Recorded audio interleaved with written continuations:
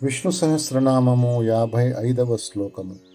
GO వినయిత సాక్షి ముకుందో మిత విక్రమ అంభోనిధిరనంతాత్మ మహోదధిశయోంతక.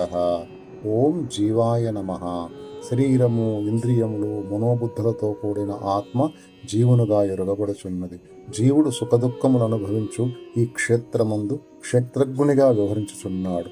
క్షేత్రజ్ఞం చాపి మాం విద్ధి సర్వక్షేత్రేమ భారత అని గీత క్షేత్రజ్ఞ విభాగయోగం వివరించుచున్నది. మనోబుద్ధి ఇంద్రియములతో కూడిన ఆత్మ జీవునిగా తెలియబడుటచే పరమాత్ముడు జీవుడని చెప్పబడుచున్నాడు. జీవునకు నమస్కారం. ఓం వినయితా సాక్షినే నమః. వినయశీలతకు సాక్షిగా నుండువాడు. భక్తుల వినయశీలతకు ప్రకాశం నిచ్చున్నది ఆత్మ చైతన్యము. శుద్ధ చైతన్యమైన పరమాత్మ తన స్వరూపమునే ఎల్లఎడలా చూచుచుండును. సహజముగా శుద్ధ స్వభావము గల పరమాత్మ దృష్టి అహంకార భ్రమలతో నిండిన ప్రపంచంపై ప్రసరించలేదు. కావున వినయితా సాక్షి అని పరమాత్మ తెలియబడుచున్నాడు. వినయితా సాక్షి అయిన పరమాత్మకు నమస్కారం. ఓం ముకుందాయ నమః. ముక్తిని కలిగించుటచే ముకుందుడను నామముతో పిలువబడుచున్నాడు.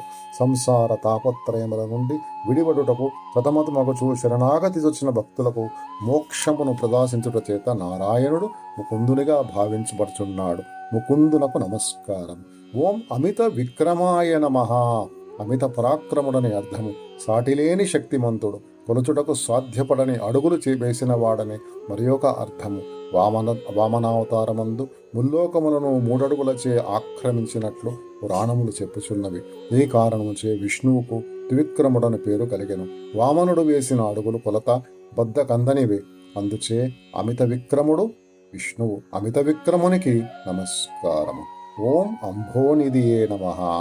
అంభోనిధి అనగా సాగరమని అర్థము. గీత విభూతి యోగమందు సరస్సులందు సాగరమును నేనే అని శ్రీకృష్ణుడు పలికియున్నాడు. సరసామస్మి సాగర. తైత్రీయ బ్రాహ్మణముందు 4 రకములైన అంబులు దేవ, మానవ, అసురాదుల గలవని వివరించినది. ఈ 4 రకముల జీవరాశులకు ఉపాధి ఒకటి చేత విష్ణువు అంభోనిధి అని తెలియబడుచున్నాడు. అంభోనిధైన విష్ణువుకు నమస్కారము. ఓం అనంతాత్మాయ నమః. అనంతమైన ఆత్మ కాలా ఆకాశములకు అతీతమైనది. అనంతమైన వస్తు జీవరాశులకు విశ్వమందు విలసిల్లుచటే అనంతాత్ముడని చెప్పబడుచున్నాడు. అంతము లేనిది అనంతము, ఆద్యంతములు లేని వాడగుటచే పరమాత్మ అనంతాత్ముడు. అనంతాత్ముడికి నమస్కారం. ఓ మహోదధిశయాయ నమః. సముద్రముపై పవలించుటచే మహోదధిశయనుడను పేరు కలిగినది. పాల సముద్రమనే వైకుంఠమందు ఆదిశేషుని సర్పంపై విష్ణువు పరుండినట్లు విష్ణు పురాణము వర్ణించుచున్నది. సకల రూపనామములు తన యందు లీనమొకటచే అవ్యక్త రూపునిగా ఆకు నీటి యందు తేలు రీతిగా విష్ణువు సముద్రముపై పవళించినాడని భావం. మహోదధిశయనునకు నమస్కారం. ఓం అంతకాయ నమః. అంతము చేయువాడని అర్థము. కాలరూపునిగా మృత్యుదేవతగా సకల జీవులను అంతము చేయును. దీని మూలముగా ఈ విశ్వముందు నిత్యము మార్పులు కలుగుటకు సహాయపడుచున్నాడు.